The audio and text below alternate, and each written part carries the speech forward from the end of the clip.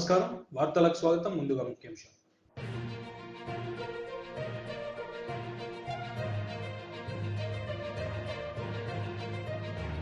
వందే భారత్ ట్రైన్ను పచ్చ జెండా ఊపి ప్రారంభించిన ప్రధాని మోదీ.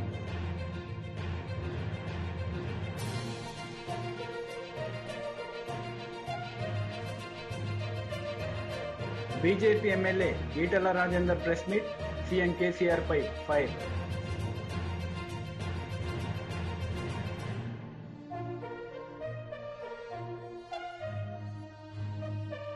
భూపాల్లోని రాణి కమలావతి స్టేషన్ నుండి వందే భారత్ రైలుని ప్రధాని మోడీ జెండా ఊపి ప్రారంభించారు. ఈ సందర్భంగా ఆయన ప్రసంగించారు. भारत एक्सप्रेस को हरी झंडी दिखाने की श्रृंखला में सबसे पहले वीडियो कॉन्फ्रेंसिंग के जरिए से माननीय प्रधानमंत्री जी एक साथ 3 वंदे भारत एक्सप्रेस को हरी झंडी दिखाकर रवाना करेंगे। ये हैं मडगांव से मुंबई, धारवाड़ से बेंगलुरु, रांची से पटना वंदे भारत एक्सप्रेस का उद्घाटन। माननीय से अनुरोध कि वो कृपया करके हरी झंडी दिखाएं। और ये माननीय प्रधानमंत्री जी ने इन तीनों ट्रेन्स को, तीनों वंदे भारत एक्सप्रेस को हरी झंडी दिखा दी है। और ये पूरे भारतवासियों के लिए एक गर्व का विषय है कि एक साथ आज 5 वंदे भारत एक्सप्रेस ट्रेन्स का उद्घाटन माननीय प्रधानमंत्री जी श्री नरेंद्र मोदी जी द्वारा किया जा रहा है। प्रधानमंत्री की मेक इन इंडिया और आत्मनिर्भर भारत के दृष्टिकोण को साकार करते हुए अत्याधुनिक वंदे भारत एक्सप्रेस ट्रेन क्षेत्र के लोगों को तेज गति के साथ आरामदायक यात्रा करने का मौका देगी। ये माननीय प्रधानमंत्री के मेक इन इंडिया के उस सपने को साकार करता है जिसका वचन उन्होंने लाल किले की प्राचीर से हम सबको दिया था, जब उन्होंने कहा था कि 2021 में कि हर राज्य में वंदे भारत ट्रेन चलेगी। तो देखिए आज उन्होंने अपने इस वादे को पूरा किया और जोरदार तालियों से हम सब इस बात की गवाही दें कि हम सब बेहद खुश हैं। आज 3 वंदे भारत वीडियो कॉन्फ्रेंसिंग के जरिए जिनका उद्घाटन किया माननीय प्रधानमंत्री श्री नरेंद्र मोदी जी ने, और अब बहुप्रतीक्षित मध्य प्रदेश वासियों का इंतजार खत्म हुआ। माननीय प्रधानमंत्री जी से गुजारिश है कि वो भोपाल इंदौर, इंदौर भोपाल, भोपाल जबलपुर, जबलपुर भोपाल को हरी झंडी दिखाकर रवाना करने की कृपा करें। मंचासीन अतिथियों से भी आग्रह है कि वो इस शुभ कार्य में शामिल हो। वर्तमान में भोपाल से जबलपुर के बीच 340 किलोमीटर की दूरी है, 5.5 घंटे लगते हैं, लेकिन अब वंदे भारत ट्रेन के द्वारा लगभग 4.5 घंटे में ये सफ़र पूरा होगा। 1 घंटे की समय की बचत। और भोपाल और इंदौर की बात करें तो 269 किलोमीटर की दूरी का सफ़र करने में मेल एक्सप्रेस ट्रेनों से 4 घंटे लगते थे, लेकिन अब वंदे भारत के ज़रिए 3 घंटे में भोपाल से इंदौर सब जा सकेंगे। बेहतरीन कनेक्टिविटी हर क्षेत्र में वंदे भारत की। और इसी तरह से आज जिस तरह से ये 5 वंदे भारत भोपाल इंदौर, भोपाल जबलपुर, रांची पटना, धारवाड़ बेंगलुरु और गोवा मुंबई राष्ट्र को समर्पित की हैं माननीय प्रधानमंत्री श्री नरेंद्र मोदी जी ने। और इस समय इस ट्रेन में हमारे देश का भविष्य, नन्हे मुन्ने बच्चे जिनसे प्रधानमंत्री ने बात की, उनके दिल की बात सुनी, सफ़र कर रहे हैं और वो हाथ हिलाकर माननीय प्रधानमंत्री जी का अभिवादन कर रहे हैं। माननीय प्रधानमंत्री जी के दिल के करीब हमेशा से ये बच्चे रहे हैं। जैसे एक नव भारत के संग में उठो विश्व प्रांगण में, जैसे तिमिर चीर निकला है प्रखर सूर्य पूरब में। बच्चों देश तुम्हारा है, इसके सौभाग्य तुम ही हो, इसकी प्रगति कथा के निर्भय गौरव गान तुम ही हो। माननीय प्रधानमंत्री जी बच्चों का अभिवादन स्वीकार करते हुए, और बच्चे बेहद खुशी का पल, अमूल्य पल उन लोगों के लिए कि आज उन्होंने प्रधानमंत्री को रूबरू देखा, उनसे बात की और उनको समझा। और माननीय प्रधानमंत्री जी ने भी उनसे काफ़ी देर बात की और बच्चों के दिल की बात सुनी।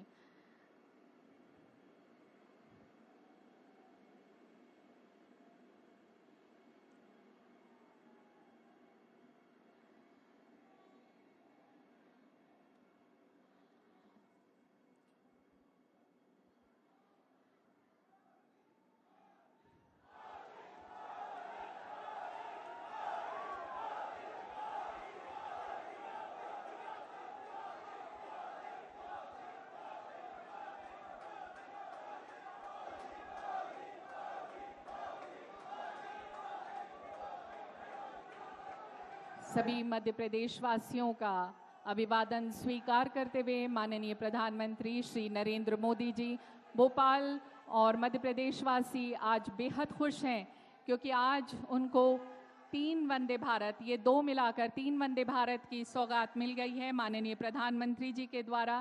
बहुत बहुत धन्यवाद माननीय प्रधानमंत्री जी का इस समारोह को गरिमा प्रदान करने के लिए। माननीय प्रधानमंत्री जी की ही कही पंक्तियों से मैं इस कार्यक्रम को समाप्त करूंगी, जब माननीय प्रधानमंत्री ने कहा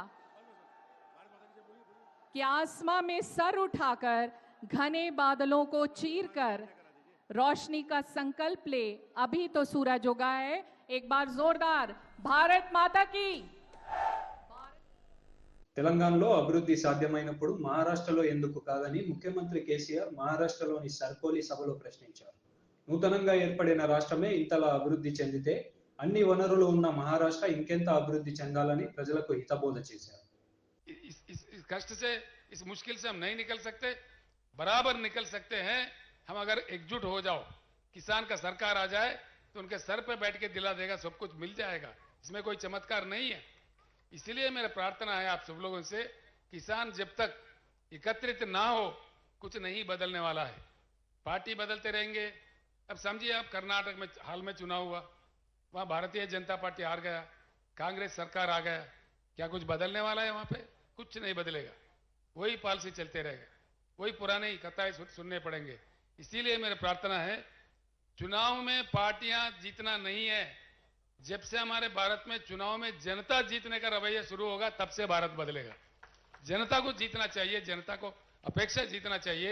चुनाव के दूसरे दिन से ही उनके तहत काम होना चाहिए। ये वेरी इंपॉर्टेंट चीज है, ये समझने की बात है। इसीलिए मैं हमेशा कहता हूं, किसान जिएगा तो कौन मरेगा, किसान मरेगा तो कौन जिएगा। किसान अगर जिंदा है, सबके ताली में काना आता है। किसान अगर खत्म है तो सबके तालियां सूख जाएंगे, कौन जी सकता है। इसीलिए मैं आपसे बार बार विनती करता हूं, किसान का एकत्रित, पूरे किसान भाई जितने यहां पधारे हैं, किसान भाई एकत्रित हो तो हमारे सारे समस्या का समाधान निकल सकता है। इसके अलावा भी कई लोक कल्याणकारी कार्यक्रम हमारे पास है, वो सब किए जा सकते हैं। तो गरीब शादी करता है, 1 लाख रुपए दे देते हैं हम लोग।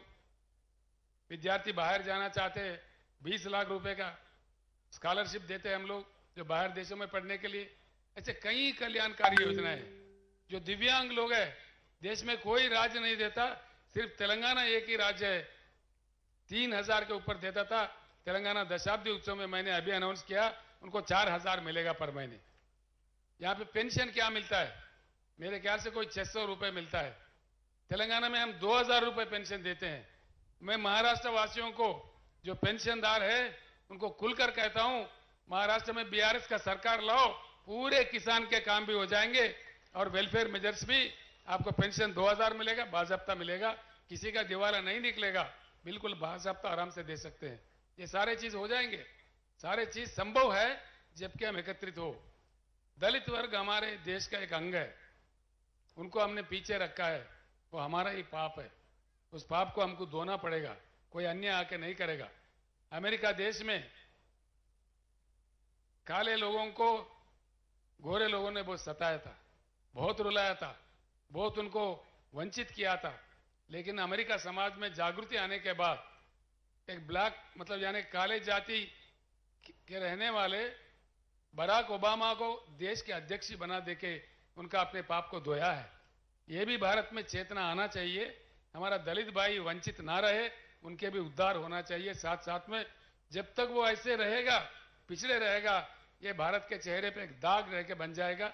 इसको भी मिटा देना कोई दूसरा देश वाला नहीं करेगा, ये हमारा ही कर्तव्य बनता है, हमारा ही दायित्व बनता है।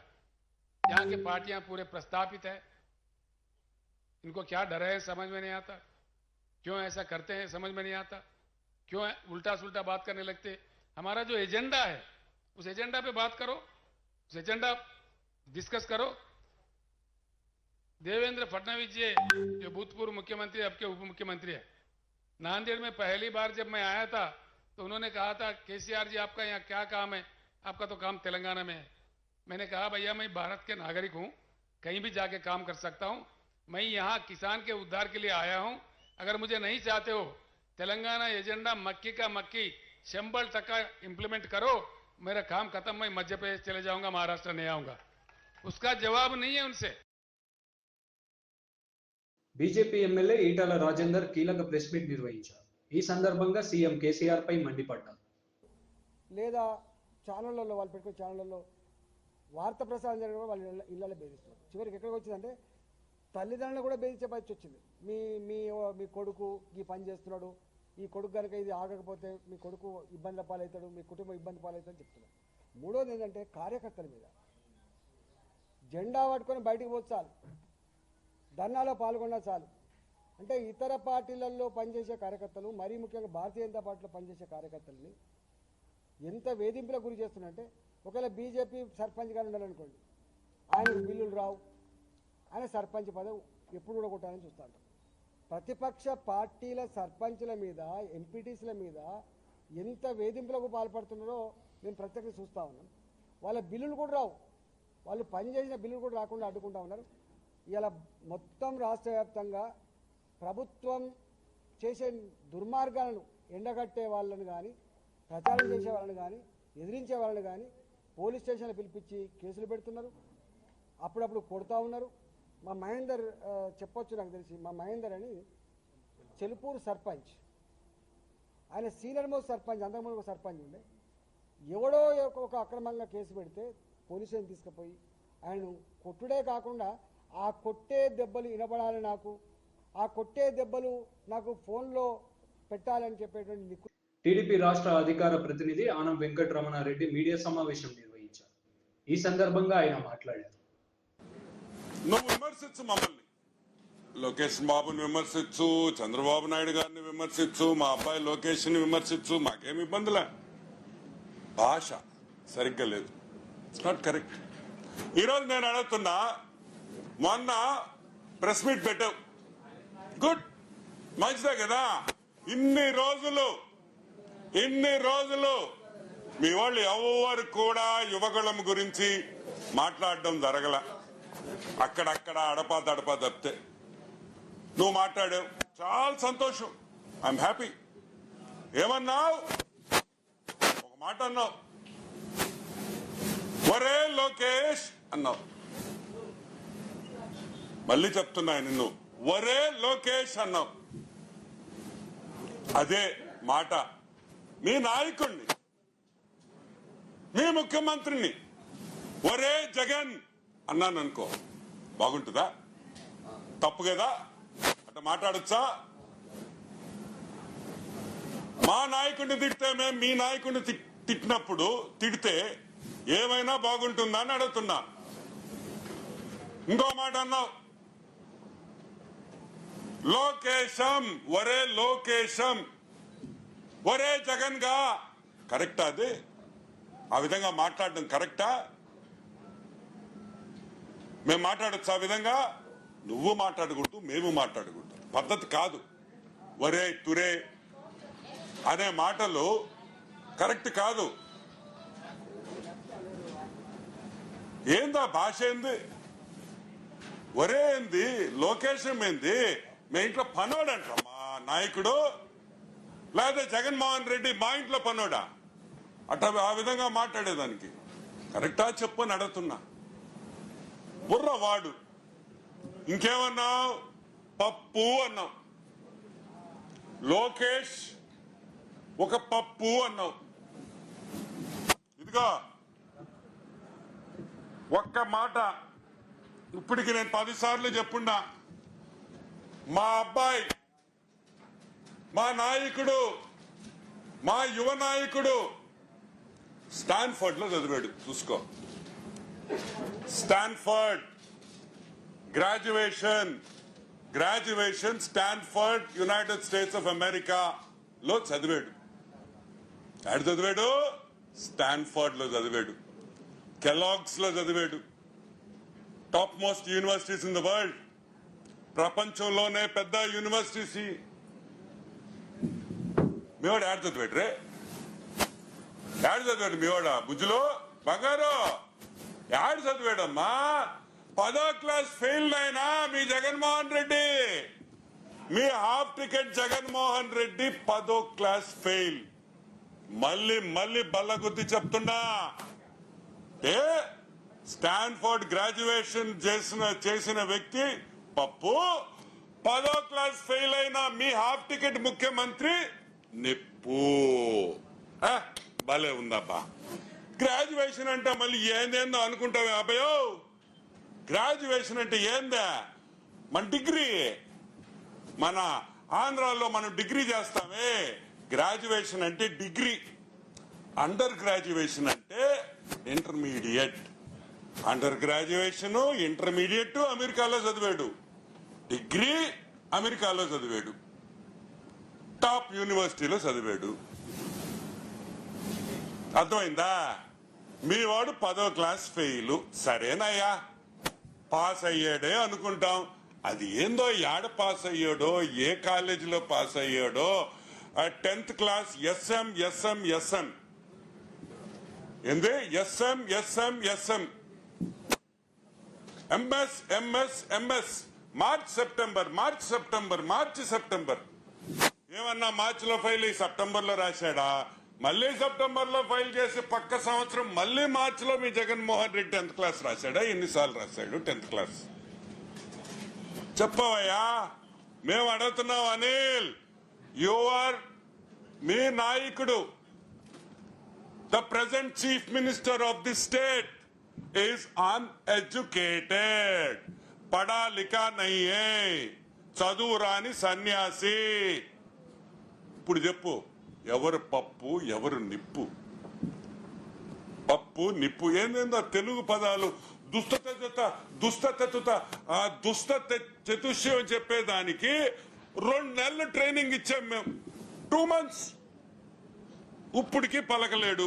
మళ్ళీ మీరందరూ మా మీద కమెంట్ చేయడం వద్దు. అనిల్, నేనేమంటానంటే ఒకటి గుర్తుపెట్టుకో, మీరు తిట్టడం మేము తిరిగి తిట్టడం కరెక్ట్ కాదు. విధానప్రదంగా ఇది ఇష్యూస్ ఏమన్నా ఉంటే, మేము చేసిన విధానాల్లో తప్పుంటే విమర్శించండి, బ్రహ్మాండంగా స్వీకరిస్తాం. మేము ఆ విమర్శలని మేము నిజంగా తప్పు చేస్తుంటే మేము మారుతాం, మాలో మార్పు తెచ్చుకుంటామంటున్నా. అవసరం అది, for the good of the state అంటున్నాను. సరే, కాబట్టి నువ్వు అంటుంటావు అనిల్, దమ్ము, ధైర్యం, మొగతనం, మీసాలు, అవసరమైతే జిప్పు కూడా తీసేస్తావు అసెంబ్లీలో తీసినట్టు. నేనేమంటున్నానంటే, నువ్వు జిప్పు తీసి మమ్మల్ని భయపెట్టబాకు, మాకు అవసరంలే, వద్దు. మేము అడిగేది, జగన్మోహన్ రెడ్డి 10వ క్లాసు పాస్ అయ్యి ఇంటర్మీడియట్ కూడా పాస్ అయ్యి ఉంటే సర్టిఫికేట్లు చూపిస్తే మేము నోరు మూస్తాం. 10వ క్లాసు ఫెయిల్ అని మేము అంటున్నాం. నీకు దమ్ము, ధైర్యము అవన్నీ మనకెందుకు? ఆ సర్టిఫికేట్ ఏదో మా మొహాన్ని బారేసేసి ప్రెస్కి రిలీజ్ చేస్తే, మా ముఖ్యమంత్రి మా హాఫ్ టికెట్ 10వ క్లాసు పాస్ అయ్యాడో ఊరు పోయి చెప్పుకుంటాం. కాబట్టి ఇప్పుడు అర్థమైందా ఎవరు పప్పు ఎవరు నిప్పు? ఇంకొక విషయం, నువ్వు మా తెలుగు గురించి మాట్లాడావు. ఒక ప్రెస్ మీట్ అబ్బా, బంగారు కొండ అనిలో ఒక ప్రెస్ మీట్, ఒకటి వాళ్ళు రాకూడదు, వీళ్ళు రాకూడదు, TV5 రాకూడదు, ABN రాకూడదు, ఈటీవీ రాకూడదు, అవన్నీ లేకుండా అందరిని పిలిచి 1 గంట సేపు మీ నాయకుడిని ప్రెస్ మీట్ పెట్టి వాళ్ళు అడిగిన క్వశ్చన్లకి తడబడకుండా, పేపర్లు చూడకుండా ఒక్క ప్రెస్ మీట్ పెట్టమని ముఖ్యమంత్రి దిగే లోపల ఈ 5 ఏళ్లలో ఇంకొక 7 నెలలే ఉంది. ఈ 7 నెలల్లో ఒక్క ప్రెస్ మీట్ పెట్టమని అడుగుతున్నాం. పెట్టలేడు.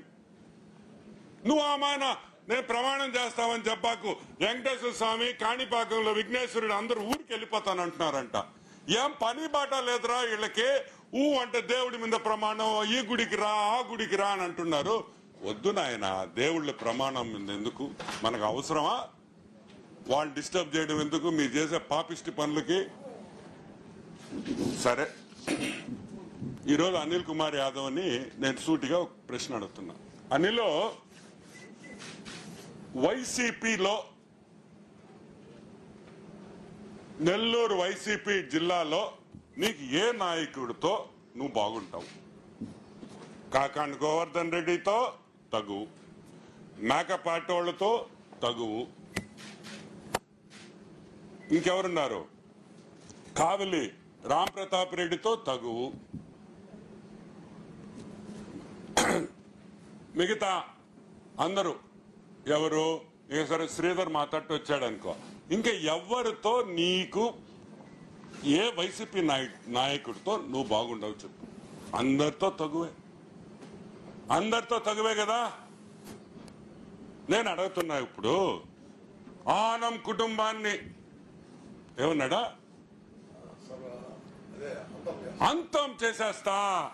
అరే బచ్చా, మా కుటుంబాన్ని అంతం చేసేవాడు ఇంకా పుట్టలేదురా బంగారు కొండ. ఏందిరా నువ్వు మమ్మల్ని అంతం చేసేది? నువ్వు జిప్పు తీయగానే ఏమైనా భయపెడతావు అనుకున్నావా? నీలాంటి వందల మనుషులు చూసాం, జిప్పు తీసేవాళ్ళని, కర్రలు తిప్పేవాళ్ళని. మొన్న పంపించారు కదా ఓ బ్యాచ్ నన్ను కొట్టాలని. ఏమవుద్దురా? మేము అవన్నీ పట్టించుకునే వాళ్ళం కాదు, ప్రజల్లో ఉండేవాళ్ళమి. నేను ఒకటే అడుగుతున్నాను నిన్ను, మా గురించి పక్కన పెట్టు. మమ్మల్ని ఛాలెంజ్ చేసావు, లొకేషన్ రమ్మంటావు, లొకేషన్ ని నెల్లూరులో నువ్వు నిలబడంటావు, గందరగోళంగా మాట్లాడావు. నేను అడుగుతున్నా, బాబాయ్ అబ్బాయి కి తగువు ఎందుకు జరిగింది? అందరు ఏనండి బాగా, బాబాయ్ అబ్బాయి, అబ్బాయి వచ్చి అనిల్ కుమార్ యాదవ్, బాబాయ్ వచ్చి రూప్ కుమార్ యాదవ్. అనిల్ కుమార్ యాదవ్ మాజీ మంత్రి MLA, Roop Kumar Yadav deputy mayor, Nellore corporation కి డిప్యూటీ మేయర్. మీకు ఇద్దరికి తగువ ఎందుకు వచ్చింది? క్రికెట్ బెట్టింగ్ లో వచ్చిందా? డ్రగ్స్ సరఫరాలో వచ్చిందా? గాంజా సరఫరాలో వచ్చిందా? కోకెయిన్ స్మగ్లింగ్ లో వచ్చిందా? హెరాయిన్ స్మగ్లింగ్ లో వచ్చిందా? సింగిల్ డిజిట్ లాటరీలో వచ్చిందా అని మేము అడుగుతున్నాం. నువ్వు ఒక మాట అన్నావు మొన్న కార్యకర్తల మీటింగ్ లో. ఏమన్నావు గుర్తుందా? మీరెంత తిక్కనాయాళ్ళంటే, మీకు లావాదేవీలుంటే, డబ్బులు లావాదేవీలుంటే మీరు ఇంట్లో కూర్చొని చూసుకోవాలి. ఏంటి? మీరు ఇంట్లో కూర్చొని లెక్కలు చూసుకోవాలి. అది వదిలేసి కార్యకర్తల మీటింగ్ లో మైక్ పెట్టుకొని, నా సెల్ ఫోన్ ఉంది నొక్కుతా, మీ బ్రతుకులు బయట పెడతా అన్నావు. పెట్టు. నువ్వు దమ్ము, ధైర్యము, ఆ మొగతనంలో ఉండే బంగారు కొండవి. నువ్వు నొక్కు బటన్ అంటున్నా, బటన్ నొక్కు. బటన్ నొక్కితే దొంగ లావాదేవీలు ఏమేమి జరిగినాయి, ఎక్కడ మీకు నీ రూప్ కుమార్ యాదవ్ కి, బాబాయికి, అబ్బాయికి ఎక్కడ తగు వచ్చింది అనే విషయం బయటపడుతుంది. ఇక్కడ ఇంకొక చాలా ఇంపార్టెంట్ ఇష్యూ ఉంది. తాడేపల్లి ప్యాలెస్ కు పోవాల్సిన వాటా వెళ్లటం లేదని కూడా మా హాఫ్ టికెట్ జగన్మోహన్ రెడ్డి చాలా సీరియస్ గా ఉన్నాడనేది వినుకుడి. నిన్ను పిలిపించి నీకు ఫుల్ క్లాస్ స్పీకర్ అని కూడా మాకు తెలుసు. మేము అడుగుతున్నాం, నీ గురించి నువ్వు మమ్మల్ని తిడతా ఉంటావు, బద్దలేసి పక్కన పెట్టి, అవి మామూలే. వార్తలు ముగించే ముందు ముఖ్యాంశాలు మరోసారి.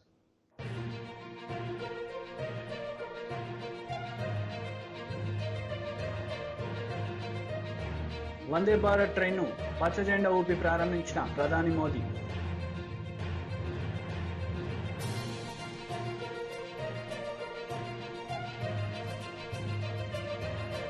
BJP MLA Etela Rajender press meet, CM KCR పై ఫైర్.